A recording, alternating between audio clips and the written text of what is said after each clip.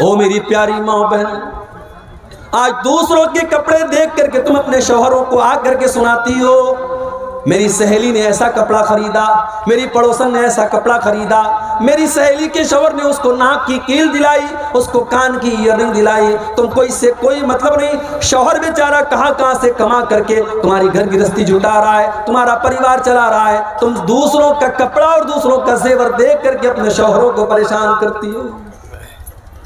اور میں نے تو یہاں تک دیکھا کتنی عورتیں ایسی ہیں، شوہر بیچارہ کہتا ہے میں کیا کروں، میں تو معمولی دکاندار ہوں، 500 روپے روزانہ کماتا ہوں، جو کماتا ہوں اتنا میرا خرچ ہے، میں کہاں سے تیرے سونے کا زیور بنواؤں، میں کہاں سے تیرے ہاتھوں میں سونے کی چوڑی لا کر کے دوں۔ تو بیوی کہتی ہے مجھے اس سے کوئی مطلب نہیں، تم چوری کرو، تم ڈاکہ ڈالو، لیکن مجھے سونے کی چوڑی لا کر کے دو۔ کتنی بیویاں ہیں جو اپنے شوہروں کو حرام کمائی کھانے پر مجبور کرتی ہیں۔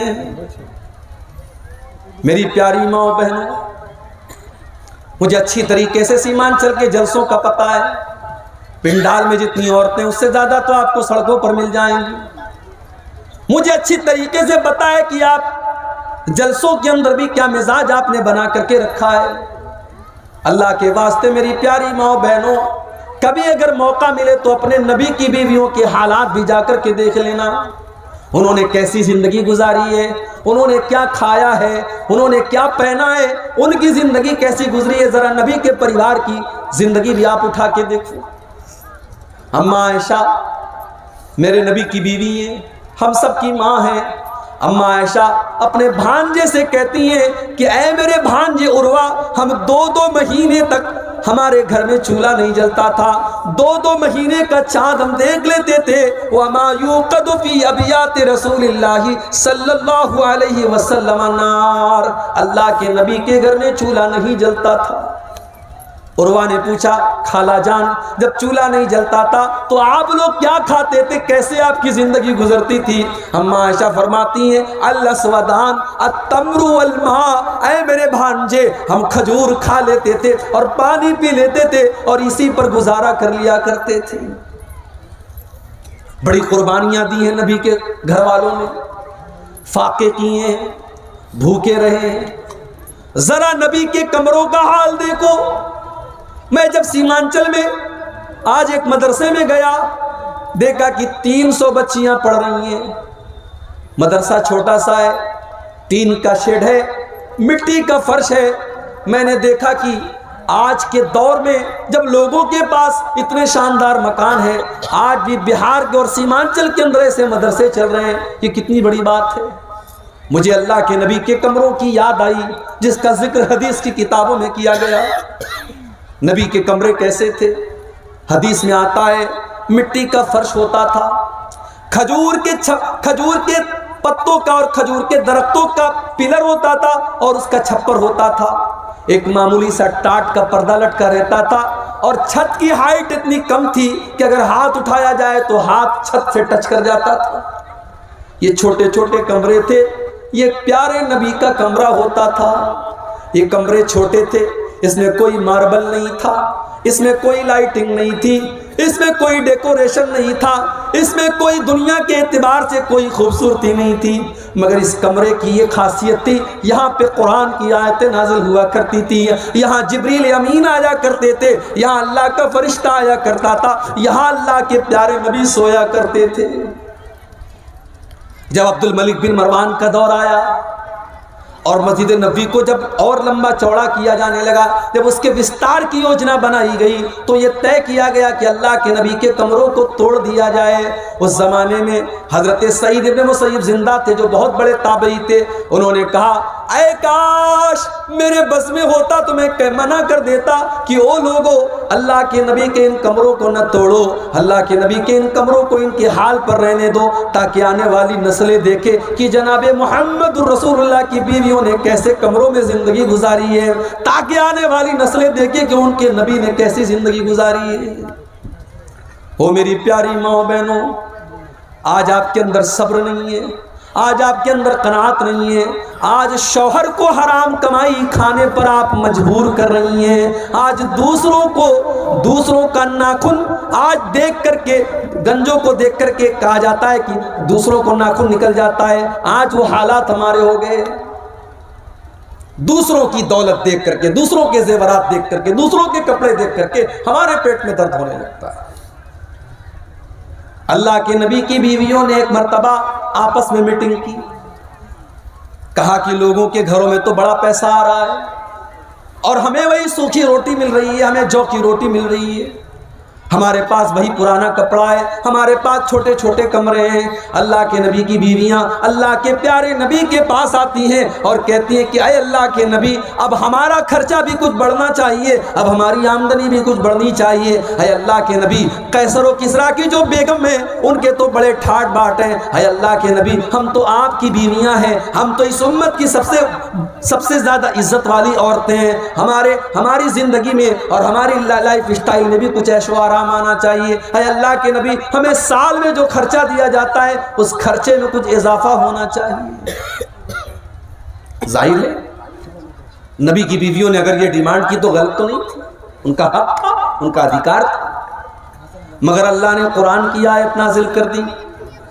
اللہ نے سورہ احزاب کی آیت نمبر 27 اور 28 نازل کر دی، یا ایھا النبی قل لازواجک ان کنتن تردن الحیات الدنیا وزینتها فتعالین امتعکن واسرحکن سراحا جمیلا۔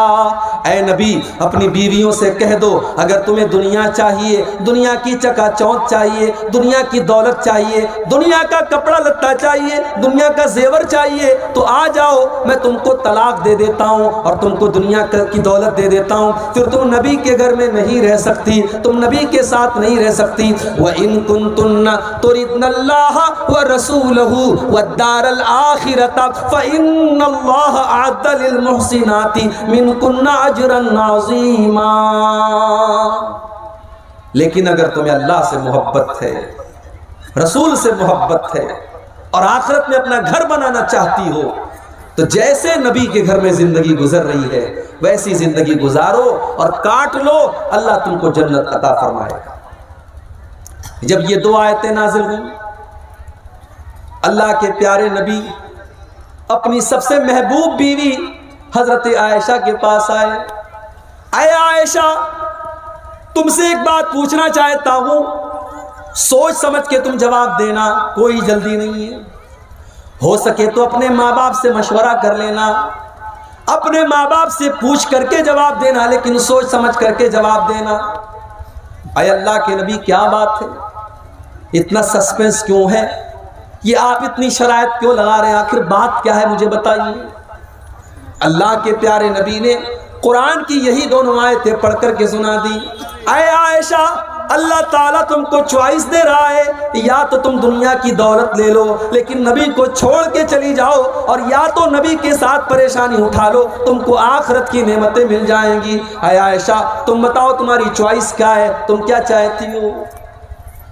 او میری پیاری ماں بہنوں، میں قربان جاؤں اپنی ماں کے اوپر، میں قربان جاؤں اماں عائشہ کے اوپر۔ اماں عائشہ نے ایک سیکنڈ بھی دیر نہیں کی، ایک سیکنڈ بھی دیر نہیں کی اور فوراً کہہ دیا، اے اللہ کے نبی اخترت اللہ ورسولہ والدار الآخرہ۔ اے اللہ کے نبی میرا جواب بالکل کلیئر ہے، مجھے دنیا نہیں چاہیے، مجھے دنیا کا عیش و آرام نہیں چاہیے۔ اے اللہ کے نبی میں دنیا کی دولت کو ٹھوکر مارتی ہوں جو آپ کو چھوڑ کر کے مجھے دنیا کی دولت ملے۔ اے اللہ کے نبی مجھے تو اللہ چاہیے، مجھے تو اللہ کا رسول چاہیے، مجھے تو آخرت میں اپنا گھر بنانا ہے۔ اے اللہ کے نبی میں اپنی ڈیمانڈ واپس لیتی ہوں، میں آپ کو چنتی ہوں، میں آپ کے ساتھ دنیا میں رہوں گی اور آخرت میں بھی رہوں گی۔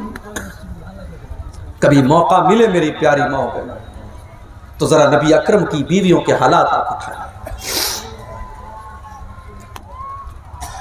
اس زمانے میں بھی مدرسے کے بچوں کے لیے